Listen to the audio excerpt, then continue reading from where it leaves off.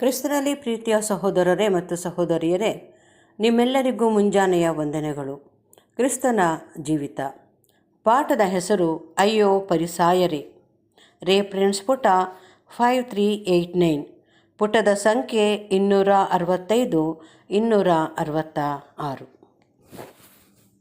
ಪರಿಸಾಯರಲ್ಲಿ ಕೆಲವರು ವಿಶೇಷವಾದ ಶಾಸ್ತ್ರವಿದ್ಯೆಯುಳ್ಳವರು, ಪ್ರತಿಭಾವಂತರು, ಧರ್ಮಶಾಸ್ತ್ರ ಹಾಗೂ ಪ್ರವಾದಿಗಳ ಗ್ರಂಥದ ಬೋಧನೆಗಳಲ್ಲಿ ಪಾರಂಗತರೂ ಆಗಿದ್ದು, ಅವರನ್ನು ಶಾಸ್ತ್ರಿಗಳೆಂದು, ಅಂದರೆ ಈ ದಿನದಲ್ಲಿನ ದೈವಶಾಸ್ತ್ರ ಪಂಡಿತರಿಗೆ ಸಮಾನನಾಗಿರುವ ಧರ್ಮಶಾಸ್ತ್ರ ಪಂಡಿತರೆಂಬ ಶೈಲಿಯಲ್ಲಿ ಸಂಬೋಧಿಸಲಾಗುತ್ತಿತ್ತು.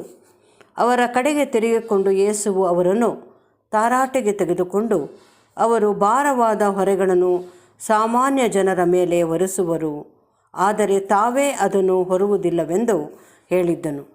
ಆತನು ಹೇಳಿದುದರ ಅರ್ಥವೇನಾಗಿತ್ತೆಂದರೆ, ಅವರು ದೇವರ ಧರ್ಮಶಾಸ್ತ್ರದ ನಿಯಮಗಳ ವಿಷಯವಾಗಿ ಎಂಥ ಒಂದು ಕಠಿಣವಾದ ವ್ಯಾಖ್ಯಾನ ಮಾಡಿದ್ದರೆಂದರೆ, ಅದು ಸಾಮಾನ್ಯ ಜನರನ್ನು ಹಿಂಜರಿಯುವಂತೆ ಮಾಡಿತ್ತು.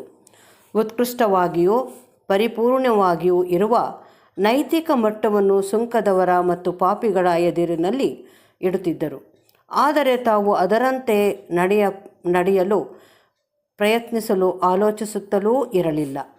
ಈ ಮೂಲಕವಾಗಿ ಜನಸಾಮಾನ್ಯರಿಗೆ ದೇವರ ಸೇವಕರ ಪವಿತ್ರತೆಯ ಬಗ್ಗೆ ಮನವರಿಕೆ ಮಾಡಿಕೊಟ್ಟು ಅದರ ವಿಷಯವಾಗಿ ಹೆಚ್ಚು ಭಯಭಕ್ತಿಯುಳ್ಳವರಾಗಿರಬೇಕೆಂಬುದನ್ನು ತೋರಿಸುವುದು ಇದರ ಸ್ಪಷ್ಟವಾದ ಅಭಿಪ್ರಾಯವಾಗಿತ್ತು.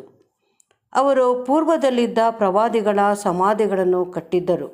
ತಮ್ಮ ಪಿತೃಗಳೇ ಆ ಪ್ರವಾದಿಗಳನ್ನು ಹಿಂಸೆಪಡಿಸಿ ಅವರನ್ನು ಕೊಂದಿದ್ದರೆಂಬುದನ್ನು ಮರೆತು ಹೋಗಿದ್ದರು. ಅವರ ಮನೋಭಾವವನ್ನೇ ಇವರು ಹೊಂದಿದ್ದರು. ಅಯ್ಯೋ ಅಯ್ಯೋ ಅಯ್ಯೋ ಅಯ್ಯಯ್ಯೋ. ಯೇಸು ಪರಿಸಾಯರ ದುರ್ಗತಿಯ ಬಗ್ಗೆ ಪ್ರತಿಪಾದಿಸಿದಾಗ ಆತನು ಅವರನ್ನು ನಿತ್ಯ ಯಾತನೆಗೆ ಗುರಿ ಮಾಡಿ ಅವರಿಗೆ ಖಂಡಿಸಿ ತೀರ್ಪು ಮಾಡಿದ್ದನೆಂತಾಗಲಿ, ಇಲ್ಲವೇ ಇದು ಅವರ ಮೇಲೆ ಬರಲಿರುವ ದುರ್ಗತಿಯ ಲಕ್ಷಣವೆಂಬುದನ್ನು ತಿಳಿಸಿದ್ದನೆಂದಾಗಲಿ ನಾವು ಭಾವಿಸುವ ಹಾಗಿಲ್ಲ. ಪರಿಸಾಯರ ದುರ್ಗತಿ ಏನಾಗಿತ್ತೆಂದರೆ, ದೇವರು ಇಸ್ರಾಯೇಲ್ ಜನಾಂಗಕ್ಕೆ ನೀಡಿದ್ದ ಶ್ರೇಷ್ಠ ಆಶೀರ್ವಾದವು ಅವರಿಂದ ತಪ್ಪಿ ಹೋಗಲಿರುವುದೆಂಬುದು.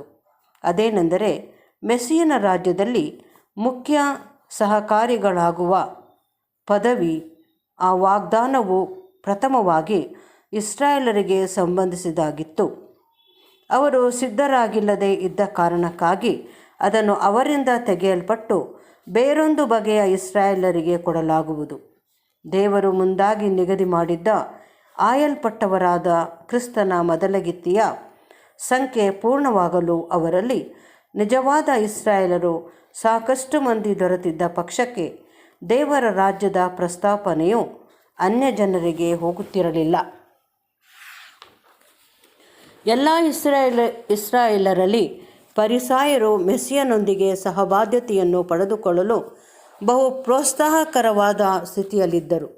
ಆದರೆ ಯೇಸುವು ಕಂಡುಕೊಂಡ ಹಾಗೆ ತಾವು ಕಳೆದುಕೊಳ್ಳುತ್ತಿರುವುದು ಏನೆಂಬುದನ್ನು ಅವರು ಕಂಡುಕೊಳ್ಳಲಿಲ್ಲ.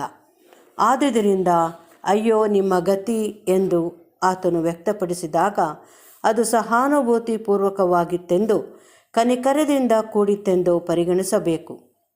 ಈ ಅಂಶವನ್ನು ಈ ಸನ್ನಿವೇಶವು ರುಜುವಾತುಪಡಿಸಿದ್ದು, ಇದನ್ನು ಅನುಸರಿಸಿಯೇ ಯೇಸುವನ್ನು ಶಿಲುಬೆಗೆ ಹಾಕಿದ ಸಮಯದಿಂದ ಆರಂಭವಾಗಿ ಕ್ರಿಸ್ತ ಶಕ 70ರಲ್ಲಿ ಅವರ ಪಟ್ಟಣ ಮತ್ತು ರಾಜ್ಯಾಡಳಿತ ವ್ಯವಸ್ಥೆಗಳ ಸಂಪೂರ್ಣ ನಾಶನದಲ್ಲಿ ಅಂತ್ಯಗೊಳಿಸಲು ಅವರ ಜನಾಂಗದ ಮೇಲೆ ಬಂದಿದ್ದ ಮಹಾ ಸಂಕಟದ ಕಾಲದ ವಿಷಯವಾಗಿ ಪ್ರಕಟಿಸಲ್ಪಟ್ಟಂಥದ್ದು.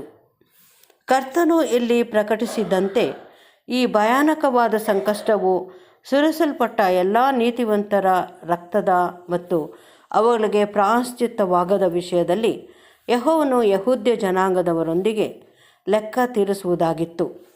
ತಮ್ಮಲ್ಲಿದ್ದ ಕಪಟವು ತಮ್ಮನ್ನು ಮೆಸ್ಸಿಯನ ರಾಜ್ಯದಲ್ಲಿ ಆತನೊಡನೆ ಸಹಬಾಧ್ಯರಾಗುವುದಕ್ಕೆ ಸಿದ್ಧವಾಗಲು ಅಡ್ಡಿ ಮಾಡುತ್ತಿದ್ದುದು ಮಾತ್ರವಲ್ಲದೆ, ತಿಳುವಳಿಕೆಗಾಗಿ ಅವರನ್ನು ಅವಲಂಬಿಸಿದ್ದ ಜನ ಸಮೂಹದವರನ್ನೂ ಸಹ ಅಡ್ಡಿಪಡಿಸುತ್ತಿತ್ತೆಂದು ಫರಿಸಾಯರಿಗೆ ತಿಳಿದೇ ಇರಲಿಲ್ಲ.